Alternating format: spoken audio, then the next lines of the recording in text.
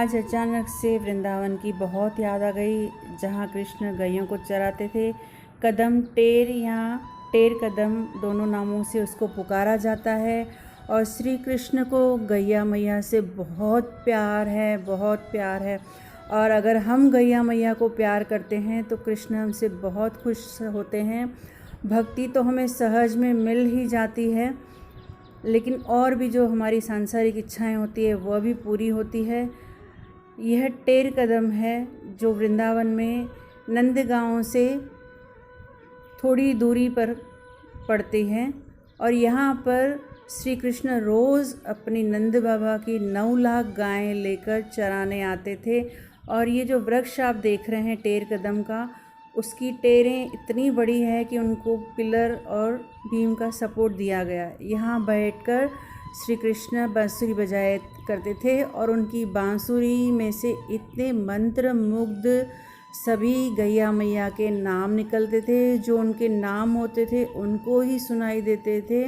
और गैया मैया वापस गौचारण करके यहाँ पर वापस कृष्ण के पास जमा होते थे। और उसके बाद सभी गायों के साथ श्री कृष्ण अपने घर नंद बाबा के घर लौटते थे। यही वह स्थली है।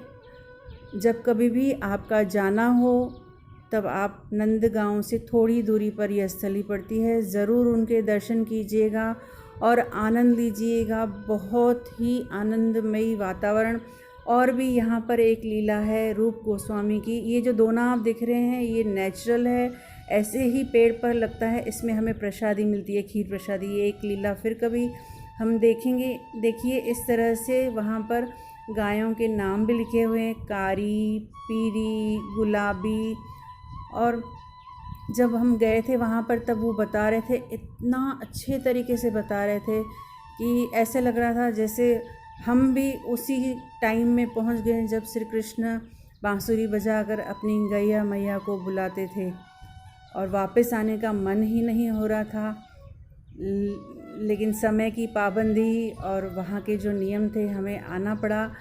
भले ही हम वृंदावन नहीं जा पा रहे हैं लॉकडाउन में, आइए अपने शहर में ही जो गौशाला है वहाँ पर चलते हैं। गौ परिक्रमा करने से, गौ प्रदक्षिणा करने से हमें सारी धरती माता की परिक्रमा करने का फल मिलता है। और गैया मैया की जितनी हम महिमा कर सकते हैं उतनी महिमा करेंगे। वैसे उनकी महिमा का वर्णन करना हमारे बस की बात नहीं है।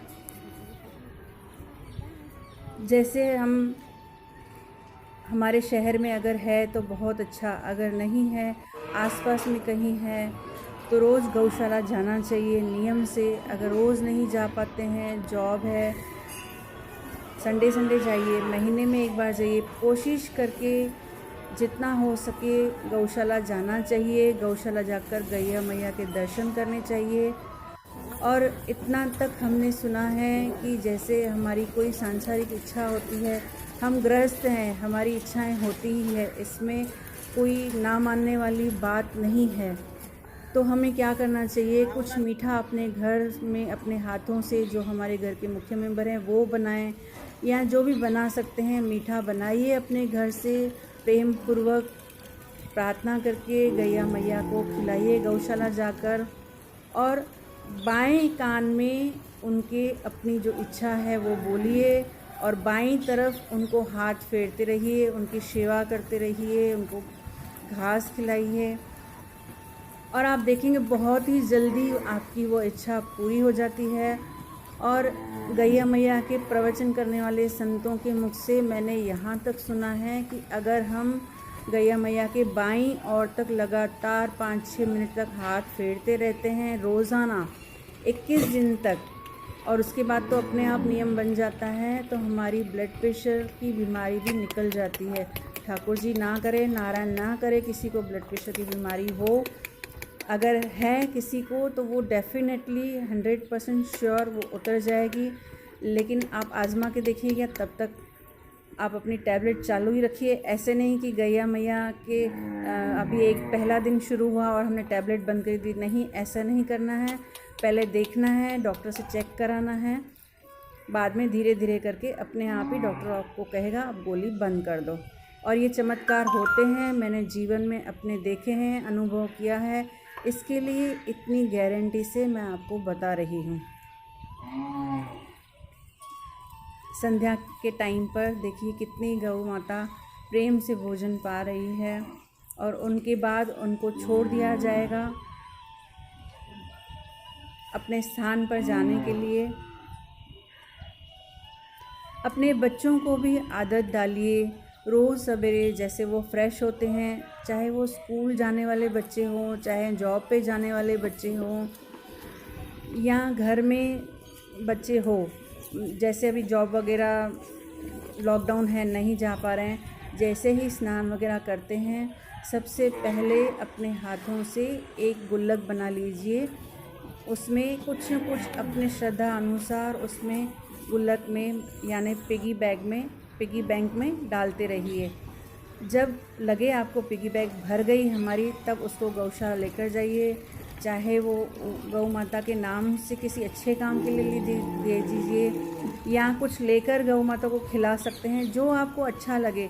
लेकिन ये आपके घर में नियम होना चाहिए। हमारे घर में भी यह नियम है, अगर हम भूल जाते हैं एक दिन डालना तो दूसरे दिन डबल डाल देते हैं। चाहे 1 रुपया भी हो, हमारी श्रद्धा का प्रतीक होता है ये, गौ माता के प्रति हमारी श्रद्धा है। हमें ठाकुर जी ने बहुत सामर्थ्य दिया है और बहुत सारे खर्चे तो हम करते रहते हैं, तो ऐसी कोई बात नहीं कि हम गौ माता के लिए नहीं निकाल सकते हैं। और अपना सामर्थ्य जितना हो, अपनी चादर जितनी हो, उतना ही हमें करना चाहिए। मैं कोई आपको बहुत बड़ी रकम नहीं बोल रही हूँ, और डायरेक्टली अपने हाथों से देना चाहिए, वाया होकर नहीं देना चाहिए।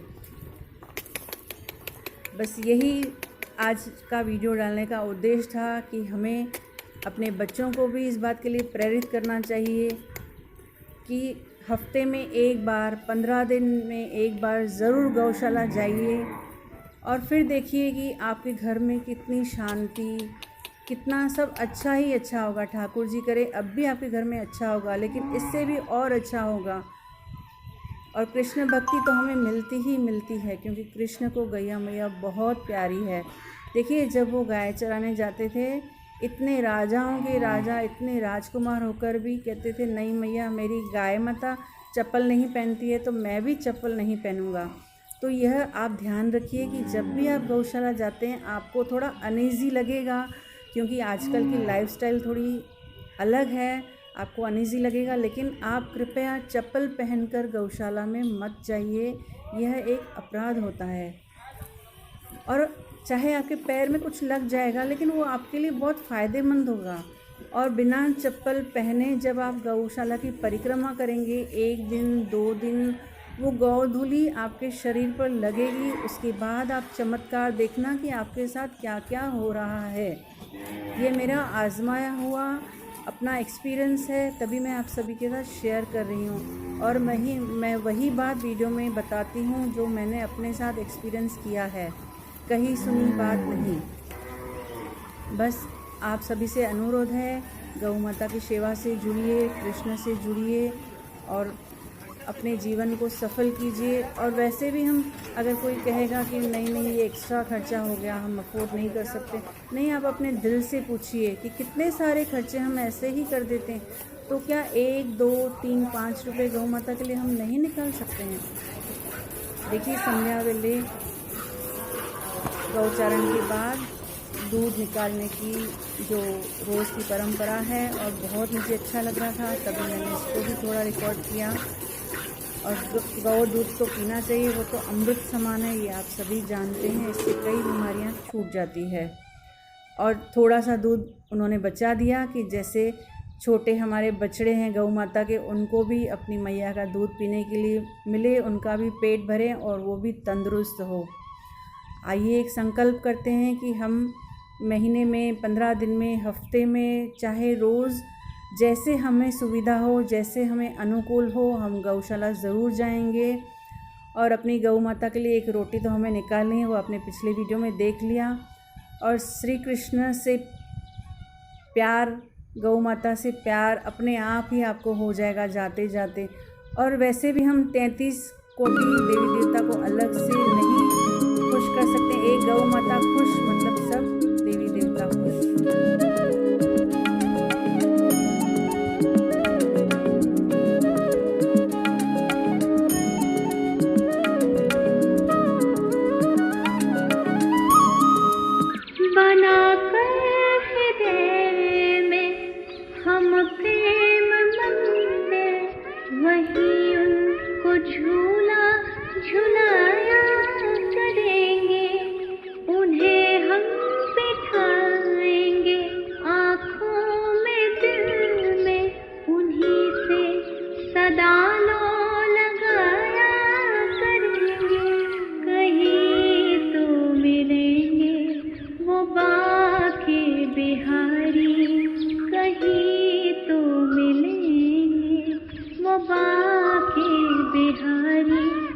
उन्हीं के चरण पर। इसी संकल्प के साथ यह वीडियो को विराम देते हैं। जल्दी से मिलेंगे फिर। राधे राधे।